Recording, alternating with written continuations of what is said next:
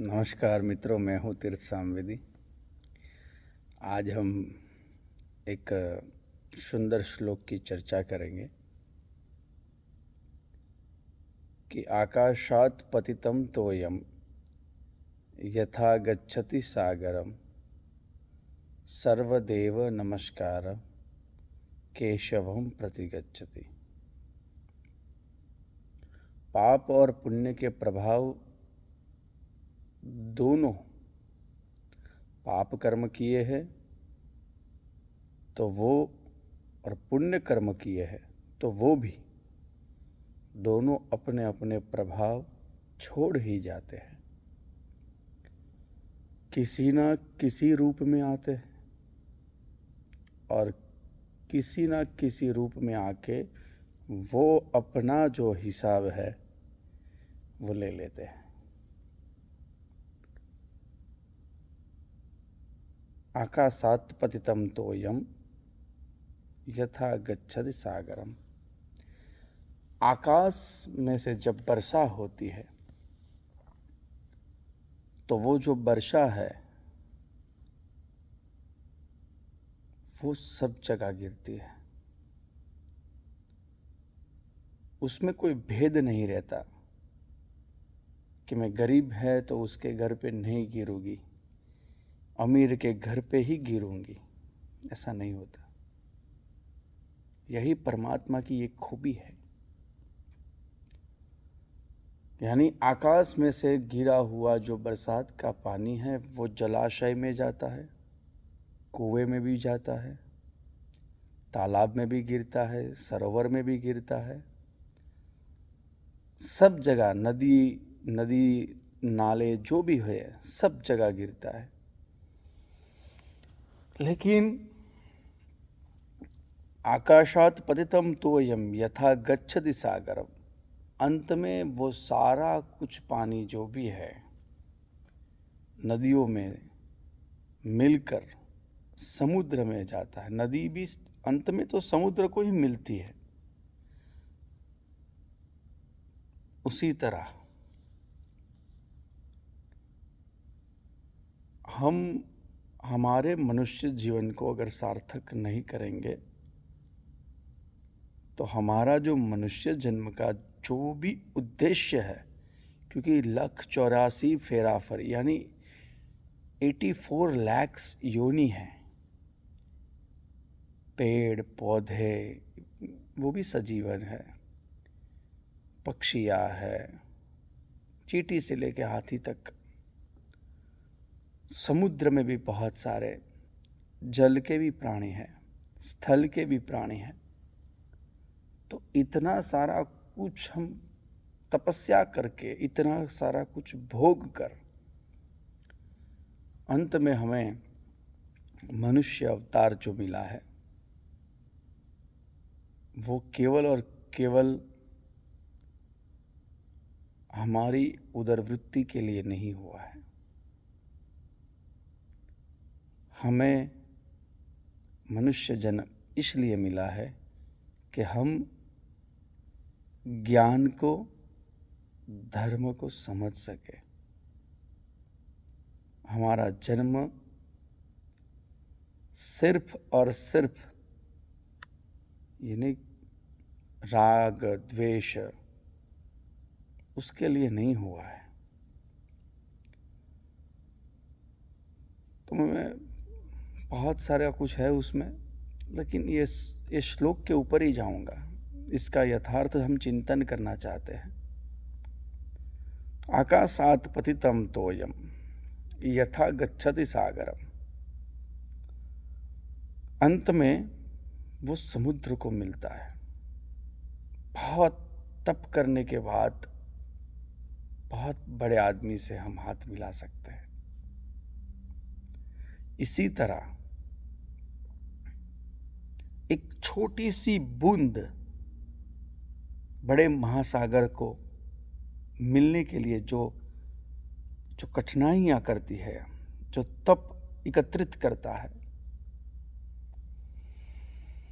1000 बार हारना पड़ता है एक बार जीतने के लिए। हजारों बार हारना पड़ता है एक बार जीतने के लिए। तो एक बूंद इतनी तपस्या करके सागर में मिलती है। इसी तरह से हमें जो मनुष्य योनि प्राप्त हुई है उसका हम सदुपयोग करें, भगवत चिंतन में लगाए, ना कि कुछ अन्य चिंतन करके।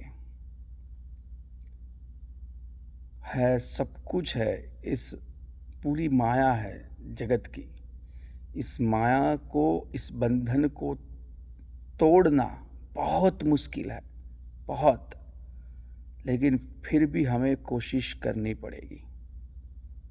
हमें परमात्मा ने ये मनुष्य जन्म दिया है धर्म को धारण करने के लिए, धर्म ध्वज रक्षक के लिए।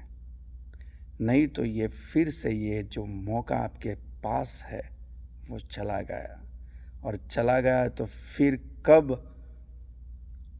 आप उस समुद्र में से उष्मा बनोगे, सूरज आपको फिर से तपाएगा, फिर से आप उष्मा के रूप में बादल के पास जाओगे।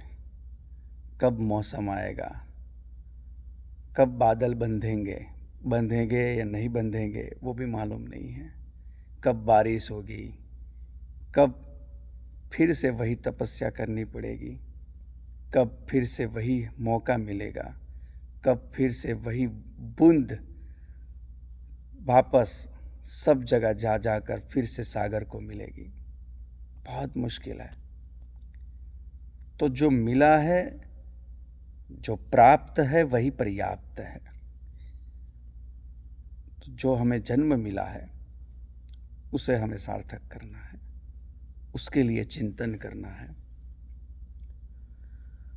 यथा गच्छति सागरम सर्वदेव नमस्कारम केशवम प्रति गच्छति।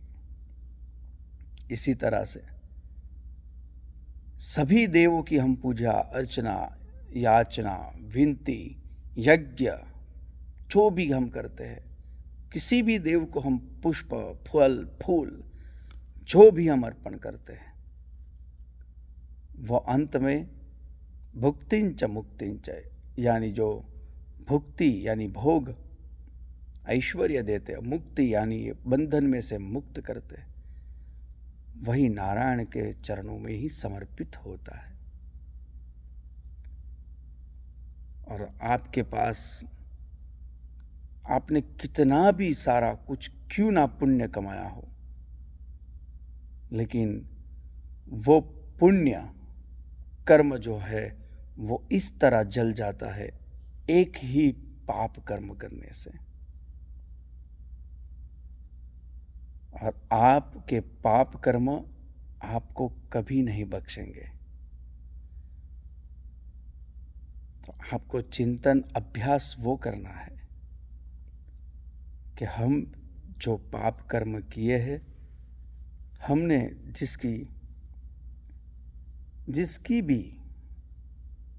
जिसके भी जीवन की हमने अहित किया है, नुकसान किया है, हमने किसी न किसी रूप में हमने उसको दुविधाएं दी है, दुख दिया है, उसकी आत्मा को जलाया है, उसकी रोजी रोटी को छीना है, या कुछ भी हमने गलत किया है, तो वो परमात्मा उसका हिसाब आपसे अवश्य लेगा।